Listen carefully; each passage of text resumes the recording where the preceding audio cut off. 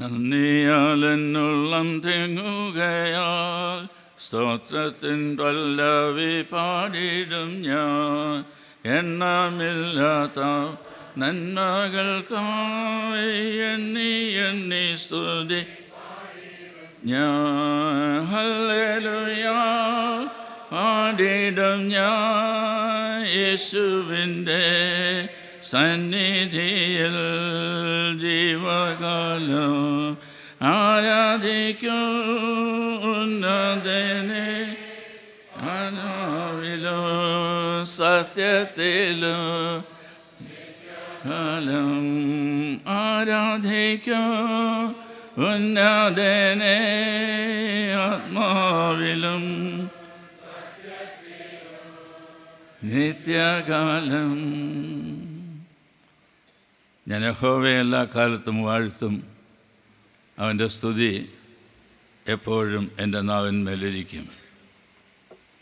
ഈ യോഗത്തിൻ്റെ അധ്യക്ഷൻ അഭിമന്യ doctor Isaac Mar Philoxenos Episcopa തിരുമേനി, most reverend archbishop Bernard Violet of the old Catholic church, ആദരണീയരായ മെത്രാപ്പൊലീത്തമാരെ, അഭിമന്യ തിരുമേനിമാരെ, വിശിഷ്ട അതിഥികളെ, വൈദിക ശ്രേഷ്ഠരെ, ജനപ്രതിനിധികളെ, മാധ്യമപ്രവർത്തകരെ, സുവിശേഷകരെ, വിശ്വാസ സമൂഹമേ, നിങ്ങൾക്കെല്ലാവർക്കും ക്രിസ്തുയേശുവിൽ എൻ്റെ സ്നേഹ വന്ദനം. 129ാമത് മാരാമൻ കൺവെൻഷൻ ഇന്ന് ഇവിടെ ആരംഭിക്കുന്നു. നമ്മുടെ കാലം ചെയ്ത ഫിലിപ്പോസ് മാർ ക്രിസോസ്റ്റം തിരുമേനി ഇപ്പോൾ ഇവിടെ ഉണ്ടായിരുന്നുവെങ്കിൽ എല്ലാവരോടും ചോദിക്കുന്നതായുള്ളൊരു ചോദ്യമുണ്ട്: നിങ്ങൾ എന്തിനാണ് വന്നത്? ഈ കൺവെൻഷൻ എന്തിനു വേണ്ടി? പലപ്പോഴും തിരുമേനിയുടെ ചോദ്യങ്ങളെല്ലാം കേട്ട് നാം ചിരിച്ച് മറന്നേ പോയിട്ടുള്ള ആളുകളാണ്. ഇത് വചന കൂടാരമാണ്. ദൈവവചനം പ്രഘോഷിക്കുന്നതായുള്ള വേദിയാണ്. ദൈവവചനം ദാഹത്തോടെ ഉൾക്കൊള്ളുവാൻ്റെ കോണം വന്നു ചേർന്നിരിക്കുന്നതായുള്ള ദൈവജനമാണ് ഇവിടെ സന്നിധിയിലായിരിക്കുന്നത്. ഇത് ദൈവത്തിൻ്റെ സാന്നിധ്യമുള്ള സ്ഥലം. ദൈവഹിതം എന്തെന്ന് കാലികവും സംഗതവുമായി അറിയുവാൻ്റെ കോണം ദൈവം നമുക്ക് നൽകിയിരിക്കുന്നതായുള്ള അവസരം. അതുകൊണ്ട് തന്നെ 129ാമത് മാരാമൻ കൺവെൻഷൻ ഏറെ അനുഗ്രഹമായി എല്ലാവർക്കും തീരട്ടെ എന്നത് ആദ്യമായി തന്നെ ഞാൻ പ്രാർത്ഥിക്കുന്നു, ആശംസിക്കുന്നു. ഇതിൻ്റെ ഒരുക്കങ്ങളിൽ അനേകരുടെ അധ്വാനവും കൂട്ടായുള്ള സഹകരണവും ലഭിച്ചു എന്നത് ഇതിനോടകം നാം കേൾക്കുകയുണ്ടായല്ലോ. നേതൃത്വം നൽകിയതായുള്ള മലങ്കര മാർത്തമ്മ സുവിശേഷ പ്രസംഗ സംഘ ഭാരവാഹികളെയും പ്രാദേശിക ഇടവുകളെയും സഭയുടെ നാമത്തിൽ ഞാൻ ഈ ദിവസം അഭിനന്ദിക്കുന്നു. ഈ മണൽപ്പരപ്പ് വചന കേൾവിക്കായിട്ട് പൂർണ്ണമായും സജ്ജമാക്കി സർക്കാർ സംവിധാനങ്ങൾ അതിന് പൂർണ്ണമായുള്ള സഹകരണം നൽകി പ്രശാന്ത സുന്ദരമായ പശ്ചാത്തലത്തിൽ ദൈവവചനം കേട്ടും നേരിട്ടും ഓൺലൈനിൽ കൂടെയും ജനഹൃദയങ്ങളിലേക്ക് ഒഴുകിയെത്തുവാൻ്റെ കോണുള്ള സംവിധാനം നമുക്ക് നിർവഹിക്കുന്നതിനായിട്ടിടയായി. ഒരുപക്ഷെ ഈ പന്തലിനെ കീഴിലിരിക്കുന്ന ആളുകളെക്കാൾ വളരെ അധികമായിരിക്കും ലോകത്തിൻ്റെ വിവിധ ഭാഗങ്ങളിൽ നിന്ന് ഓൺലൈനിലായിട്ട് ഈ വചന കേൾവിക്കായി ഒരുങ്ങുന്നതായിട്ടുള്ള ആളുകൾ. 8 ദിവസം നീണ്ടു നിൽക്കുന്നതായിട്ടുള്ള നമ്മുടെ ഈ മാരാമൻ കൺവെൻഷൻ വളരെയധികം ഒരുക്കത്തോടും പ്രാർത്ഥനയോടും ദൈവസന്നിധിയിലേക്ക് ചേർന്ന് വരുന്നതിനും ദൈവജനം പ്രഘോഷിക്കുന്നതായുള്ള ഓരോരുത്തരിലൂടെയും ദൈവത്തിൻ്റെ ആത്മാവ് പ്രവർത്തിച്ച് ഈ കാലഘട്ടത്തിൽ നമുക്ക് ആവശ്യമായുള്ള ദൂത് നൽകിത്തരുന്നതിനും അത് സ്വീകരിക്കുന്നതിനും സർവശക്തനായുള്ള ദൈവം തമ്പുരാൻ നമ്മെ എല്ലാം സഹായിക്കട്ടെ എന്നത് പ്രാർത്ഥിക്കുന്നു. ഇവിടെ അധ്യക്ഷൻ തിരുമേനി നമ്മെ ഓർമ്മിപ്പിച്ച പോലെ ഒരുക്കപ്പെട്ട നിലങ്ങളാണ് ആവശ്യം. തിരഞ്ഞെടുക്കപ്പെട്ടതായുള്ള വിത്തുകൾ വിതയ്ക്കുന്നതായുള്ള അവസരത്തിൽ 30, 60, 100 മേനി ഫലം നൽകുന്നതായുള്ള അനുഭവം ഉളവാകുവാൻ്റെ കോണം ഇടയായിട്ട് തീരണം. ഈ കൺവെൻഷൻ ഇപ്രകാരം ഇവിടെ നടക്കുവാൻ്റെ കോണം കേന്ദ്ര സംസ്ഥാന സർക്കാരിൽ നിന്ന് ലഭിച്ച സഹകരണത്തിന് മലങ്കര മാർത്തമ്മ ശ്രീയാനി സഭയുടെ പേരിലുള്ള നന്ദി ഞാൻ ഈ ദിവസം അറിയിക്കുന്നു. ഉത്തരവാദിത്തപ്പെട്ടവർ നമ്മുടെ ആവശ്യങ്ങൾ അനുഭാവപൂർവ്വം പരിഗണിച്ച് കൺവെൻഷൻ നടത്തുന്നതിന് വേണ്ട എല്ലാ സഹായ സഹകരണങ്ങളും ലഭ്യമാക്കി. ഇതിനു വേണ്ട പ്രസംഗങ്ങൾക്ക് തയ്യാറാക്കി വന്നതായിട്ടുള്ള വിദേശീയരായിട്ടുള്ള ആളുകൾക്ക് വിസ നൽകുന്നതിനായിട്ടൊക്കെ ഇടയായിട്ടെത്തുന്നു. അതിൻ്റെ പിന്നിൽ പ്രവർത്തിച്ചതായിട്ടുള്ള എല്ലാവരെയും പ്രത്യേകമായിട്ട് നന്ദി അറിയിക്കുന്നു. ഈ മണൽത്തിട്ട ഇപ്രകാരം ക്രമീകരിപ്പാണ്ടൊക്കെവണ്ണം നമ്മളുടെ പത്തനംതിട്ട ജില്ലാ collector Shri A Shibu IAS കലക്ടറുടെ കാര്യാലയത്തോടും മന്ത്രിമാരോടും വിവിധ സർക്കാർ വകുപ്പുകളോടും അതിലൊക്കെ പ്രവർത്തിക്കുന്നതായുള്ള എല്ലാവരോടുമുള്ള നന്ദിയും ഈ അവസരത്തിൽ അറിയിക്കുന്നു. ഇവിടെ വന്നു ചേരുന്ന ജനതയുടെ സുരക്ഷയാണ് എല്ലാവരും മുന്നിൽ കാണുന്നതായുള്ളൊരു വസ്തുത. അതുകൊണ്ട് തന്നെ ഇവിടെ സൂചിപ്പിച്ചതുപോലെ ആരും തന്നെ പമ്പാ നദിയുടെ ആഴം എന്തെന്ന് അറിയുന്നതിനായിട്ട് വെള്ളത്തിൽ ഇറങ്ങുന്നതിനായിട്ട് ശ്രമിക്കരുത്. കഴിഞ്ഞ വർഷം 3 കുഞ്ഞുങ്ങൾ മാരാമൻ കൺവെൻഷൻ്റെ പേരിൽ ഇവിടെ വന്നതിന് പോയതിന് ശേഷം വെള്ളത്തിലിറങ്ങി മരിച്ചു പോയതായുള്ള വിവരം എല്ലാവരും ഓർക്കുമല്ലോ. പ്രയാസങ്ങളുണ്ടാവാതെ ദുഃഖങ്ങളുണ്ടാവാതെ കാത്തു സൂക്ഷിക്കുവാനുള്ള ഉത്തരവാദിത്വം ദൈവം നമുക്ക് നൽകിയിട്ടുണ്ട്. ഏറെ അച്ചടക്കമുള്ള ഒരു മഹാസംഗമമാണ് മാരാമൻ മഹായോഗം എന്ന് പറയുന്നത്. നമ്മൾ സഭയെ സംബന്ധിച്ചോളം 2024 ഒട്ടേറെ പ്രത്യേകതയുള്ള വർഷമാണ്. മാർത്തോമാ സഭയുടെ പ്രാർത്ഥന കേട്ട് നമുക്ക് സഭയ്ക്ക് 3 നഭാഭിഷിക്തരായുള്ള എപ്പിസ്കോപ്പന്മാരെ നൽകി. അവർ ജനുവരി 1 മുതൽ ചുമതലയിൽ പ്രവേശിച്ചു.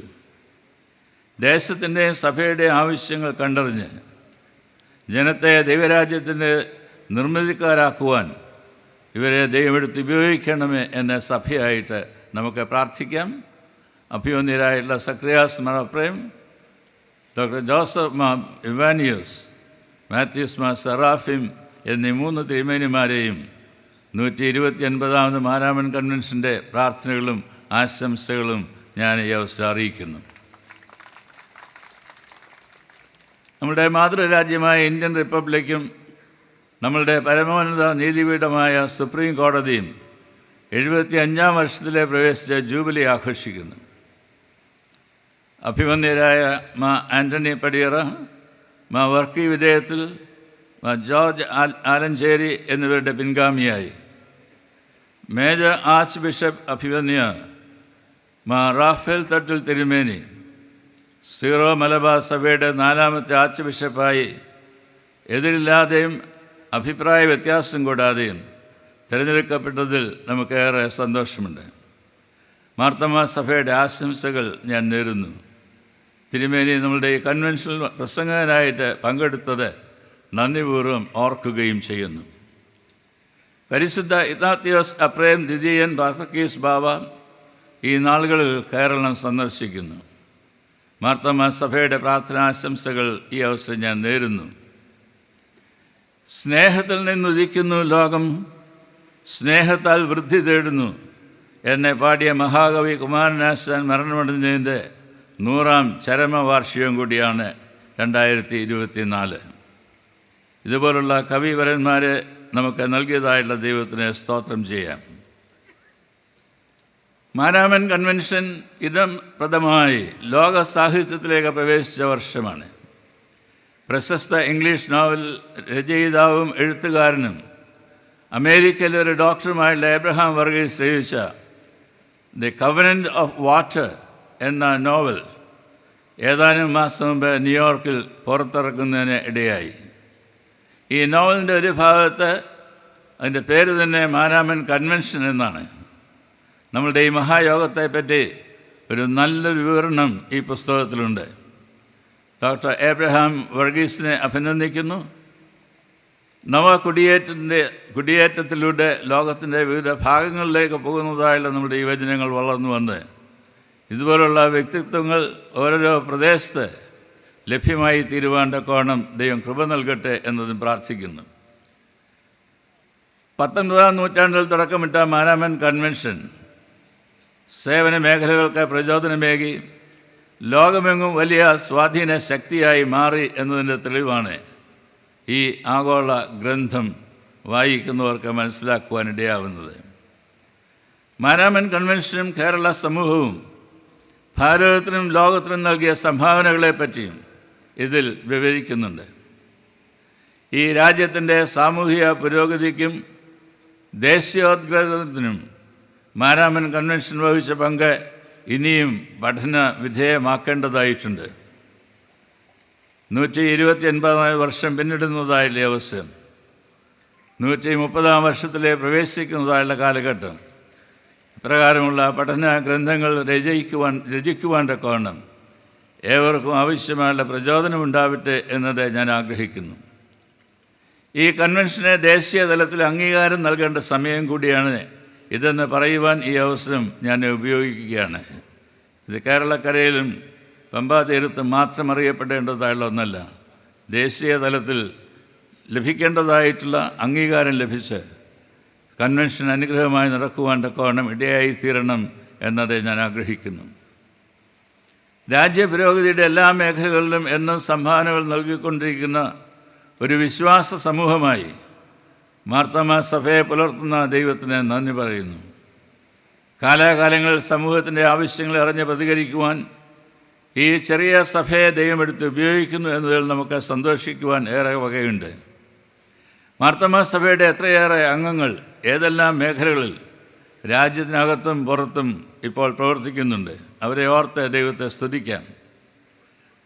വർത്തമാനകാലത്തെ സംഘർഷഭരിതമായ സാഹചര്യങ്ങളും ആഗോളതലത്തിൽ നിഴലിക്കുന്നുണ്ട്.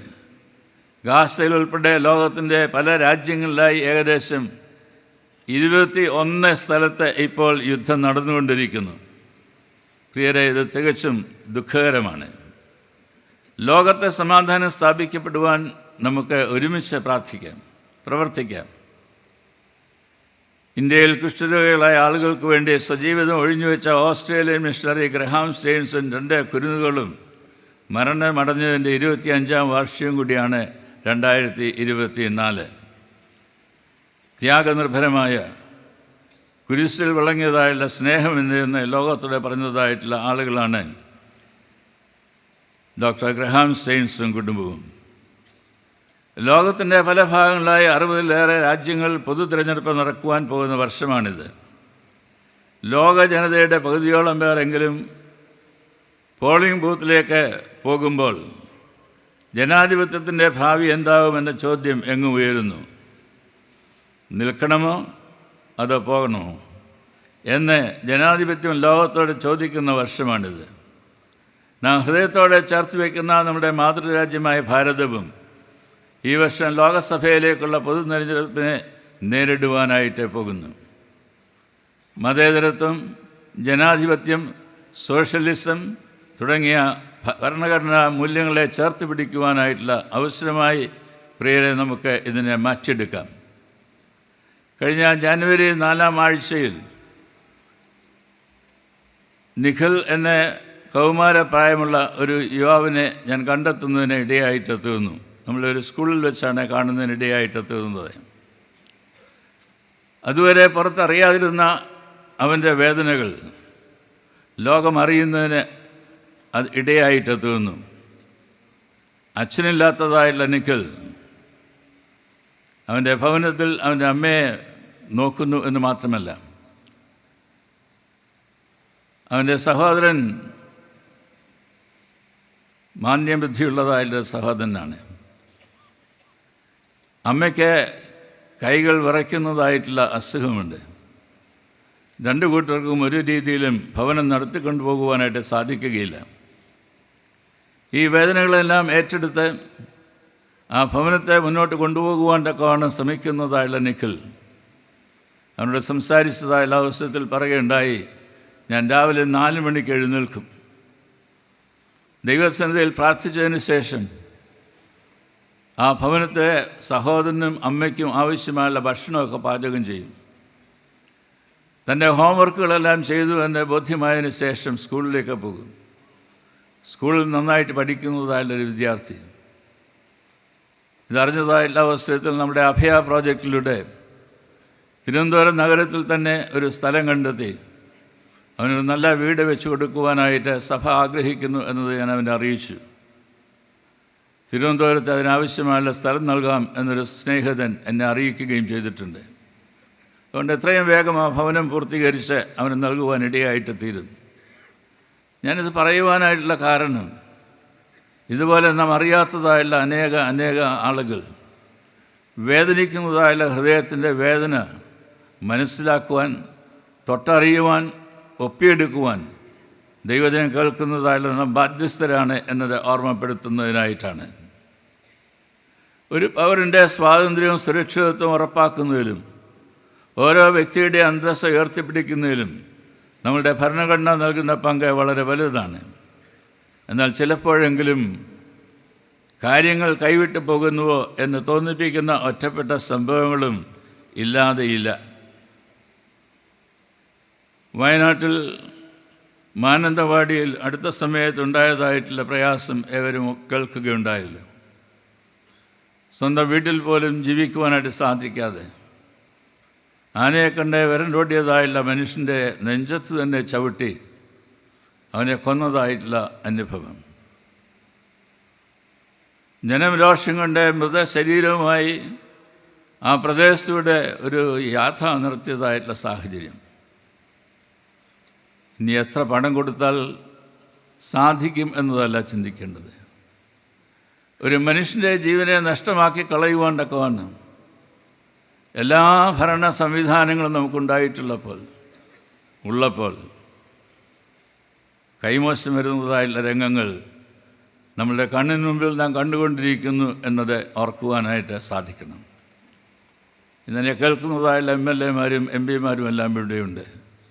ജനങ്ങളുടെ പ്രതിനിധിയാണ്.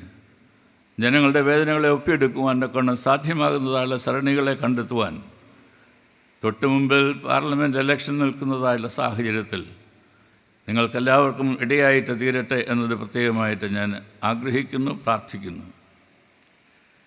ജനക്കൂട്ടം നിയമം കയ്യിലെടുക്കുമ്പോൾ നമ്മുടെ പ്രതീക്ഷയായി നിൽക്കേണ്ടത് സർക്കാരും ഉദ്യോഗസ്ഥരുമാണ്. രാജ്യത്തിൻ്റെ പ്രതീക്ഷയെ കാവൽക്കാരിലാണ്. ജനങ്ങളുടെ കണ്ണുനീർ തുടയ്ക്കുവാൻ വേണ്ടി ദൈവം അഭിഷേകം ചെയ്ത് അയക്കുന്നവരാണ് ഭരണാധികാരികൾ. ഇന്ന് നാം ഇവിടെ ചേർന്ന് വന്നിരിക്കുന്ന അവസരത്തിൽ ഓയോ സംഭവം നമുക്ക് മറക്കുന്നതിനായിട്ട് സാധിക്കുകയില്ല. അബിഗയിൽ എന്ന കുട്ടി സ്വന്തം വീട്ടിൽ നിന്ന് പഠിക്കുന്നതിനായിട്ട് ഏതാനും വീടുകൾ അകലെയുള്ള ഭവനത്തിലേക്ക് പോയ സാഹചര്യം, അവളെ തട്ടിക്കൊണ്ടുപോയതായിട്ടുള്ള ആളുകൾ. ആ വാർത്ത കേട്ട അവസരത്തിൽ ഞാനൊരു MLA-ആണ് വിളിച്ച് കാര്യം പറയുന്നതിനായിട്ടിടയായത്. കാരണം നമ്മുടെ സംസ്ഥാന സർക്കാർ എല്ലാ നടപടികളും സ്വീകരിക്കണം എന്നുള്ളത് കൊണ്ട് അതിനായിട്ട് സർക്കാർ ശ്രമിക്കുകയും ചെയ്തു. എന്നാൽ 24 മണിക്കൂറുകളായിട്ടും കുട്ടിയെ കണ്ടുകിട്ടാതിരുന്നതായുള്ള അവസരം. പിന്നീട് കണ്ടുകിട്ടിയത് കേരള പോലീസിൻ്റെ തെരച്ചിൽ കൊണ്ട് തന്നെയാകുന്നു എന്നത് ഞാൻ മറക്കുന്നില്ല. എന്നാൽ ഈ 24 മണിക്കൂർ മാതാപിതാക്കളും പ്രിയപ്പെട്ടവരും തീ തന്നതായുള്ള അവസ്ഥ നേരിട്ട് കാണുവാൻ തക്കവണ്ണം എനിക്ക് സാധിച്ചു എന്നതുകൂടി ഈ അവസ്ഥ ഞാൻ ഓർക്കുന്നു. ആൾക്കൂട്ടങ്ങളെ ഉത്തരവാദിത്വമുള്ള സമൂഹമായി മാറ്റുവാനായുള്ള കടമയാണ് മഹത്തായ രാഷ്ട്രീയ പ്രസ്ഥാനങ്ങളുടെ ചുമതല.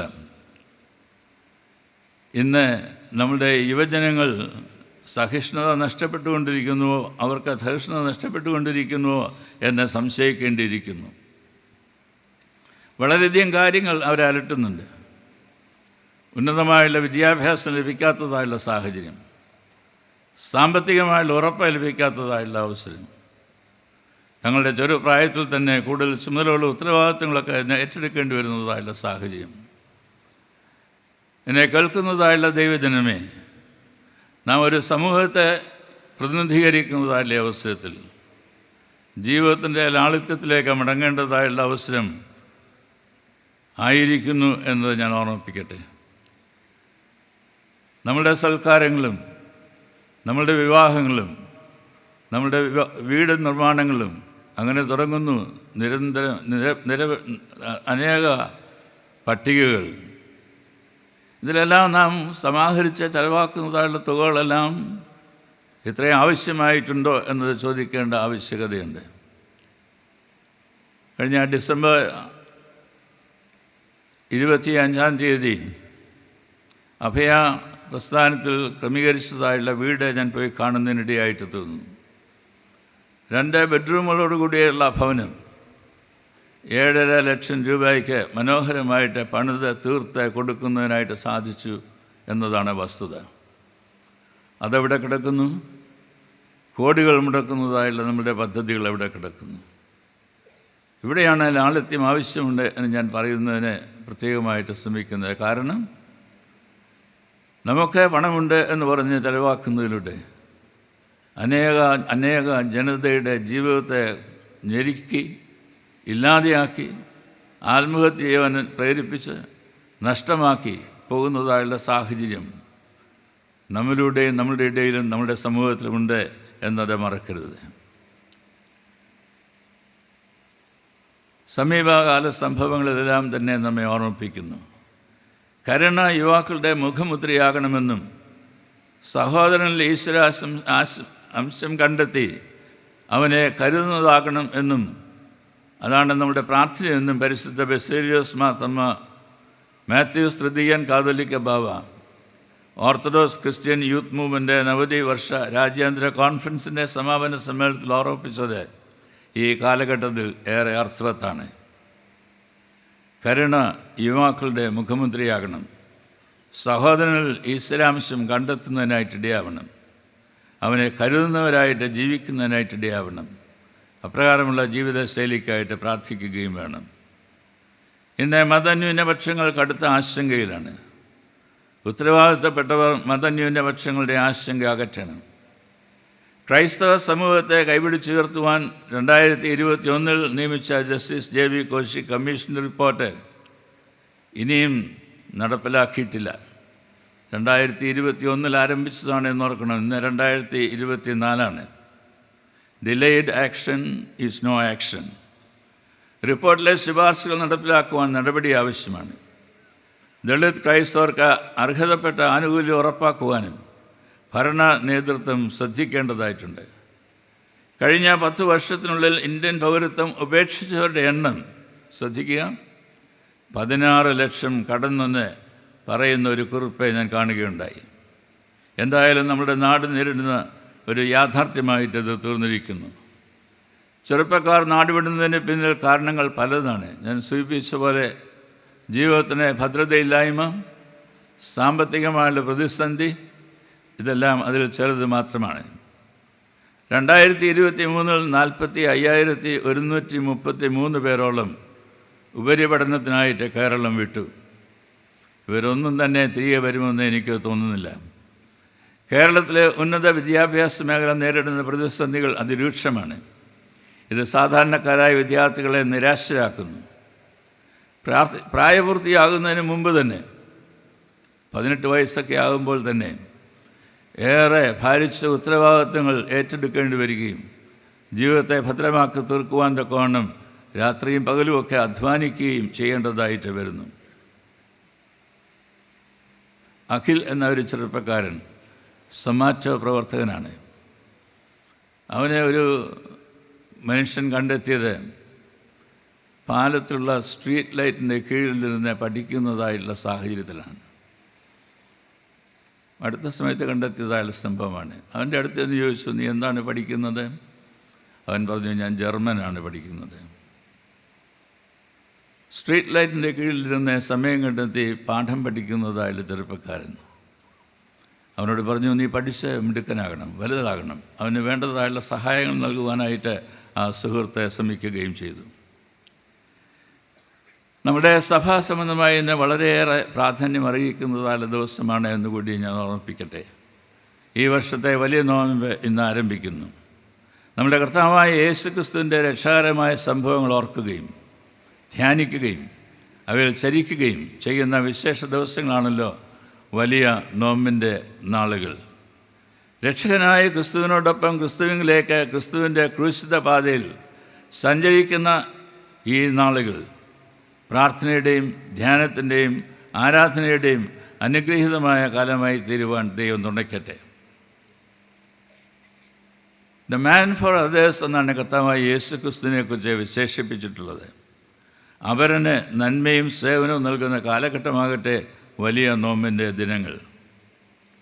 കാർബൺ ഡോം ആചരണവുമായി മാർത്തോമാ സഭ എന്ന എഡിറ്റോറിയൽ ഒരു ദിനപത്രത്തിൽ വന്നത് വായിക്കുന്നതിനിടയായിട്ട് തീർന്നു.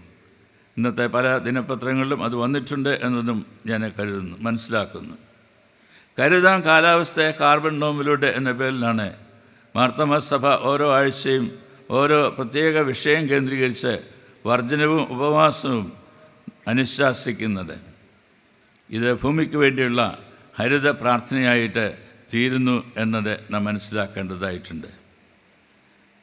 നമ്മുടെ വലിയ നോമ്പിന് സഹായമായി ഒരു പുതിയ നോമ്പ് നമസ്കാര ക്രമം സഭ പ്രസിദ്ധീകരിച്ചു. അതിവിടെ മണൽപ്പുറത്ത് ലഭിക്കുന്നതാണ്. ഓരോ ഭവനത്തിലും കുറഞ്ഞത് 2 പുസ്തകങ്ങൾ വാങ്ങി ഉപയോഗിക്കണം. അതിൻ്റെ പ്രാർത്ഥനകൾ, അതിനോട് ചേർന്നുള്ളതായുള്ള പാട്ടുകൾ, ഇതെല്ലാം തന്നെ പഠിക്കുന്നതിനാവശ്യമായുള്ള ക്രമീകരണങ്ങൾ ചെയ്യുന്നുണ്ട് എന്നതുകൂടി ഞാൻ ഓർമ്മിപ്പിക്കുന്നു. യൂട്യൂബിൽ പാട്ടുകളൊക്കെ ഉടനെ ലഭിക്കുന്നതാണ്. 50 ദിവസത്തെ നമസ്കാരത്തിൽ ഈ പുസ്തകം ഉപയോഗിച്ച് നോമ്പ് നാളുകൾ അർത്ഥവത്താക്കി തീർക്കുവാൻ തക്കവണ്ണം ഏവരും ശ്രമിക്കണം. എബ്രായ ലേഖനകർത്താവ് 4-ാം അധ്യായത്തിൻ്റെ 12-ാം വാക്യത്തിൽ ഇപ്രകാരം പറയുന്നു: ദൈവത്തിൻ്റെ വചനം ജീവനും ചൈതന്യമുള്ളതായി ഇരുവായ്ത്തലയുള്ള ഏത് വാളിനേക്കാളും മൂർച്ചയേറിയതും പ്രാണനെയും ആത്മാവിനെയും സന്ധിമഞ്ചകളെയും വേർതിരിക്കും വരെ തുളച്ച് ചെല്ലുന്നതും ഹൃദയത്തിലെ ചിന്തനങ്ങളെയും ഭാവങ്ങളെയും വിവേചിക്കുന്നതുമാകുന്നു. വർത്തമാനകാല സംഭവങ്ങളെ ദൈവസ്നേഹത്തിൽ അഭിമുഖീകരിച്ച് സമൂഹത്തിൽ പരിവർത്തനത്തിൻ്റെ ചാലകശക്തിയാകുന്നതിനുള്ള മാർഗനിർദ്ദേശം നൽകുന്ന വചനദൂതുകൾ മാരാമൻ കൺവെൻഷനിലൂടെ ലഭ്യമാകുന്നതിനുള്ള പരിശ്രമമാണ് ഈ വർഷവും നാം ആഗ്രഹിക്കുന്നത്. പ്രിയരെ, അനുതാപഹൃദയത്തോടെ മാനസാന്തരത്തിൻ്റെ അനുഭവത്തിലേക്ക് പ്രവേശിക്കുന്നതിന് ദേശവും ജനതകളും ഒരുക്കപ്പെടണം. കർത്താവ് അതിന് നമ്മെ ഒരുക്കട്ടെ, പ്രാപ്തരാക്കട്ടെ എന്ന് പ്രാർത്ഥിച്ചുകൊണ്ട് 129 മാരാമൻ കൺവെൻഷൻ ഏറെ വിനയപൂർവ്വം ത്രിയേക ദൈവത്തിൻ്റെ നാമത്തിൽ ഉദ്ഘാടനം ചെയ്തതായിട്ട് അറിയിക്കുന്നു. കൊൽഗായ സംഘം ഒരു പാട്ടിൻ്റെ 2 ചരണങ്ങൾ പാടുന്നതാണ്. അതിനുശേഷം ദൈവവചനത്തിനുള്ള ധ്യാനം ഉണ്ടായിരിക്കും എന്നതും കൂടി അറിയിക്കുന്നു. ഗായക സംഘം.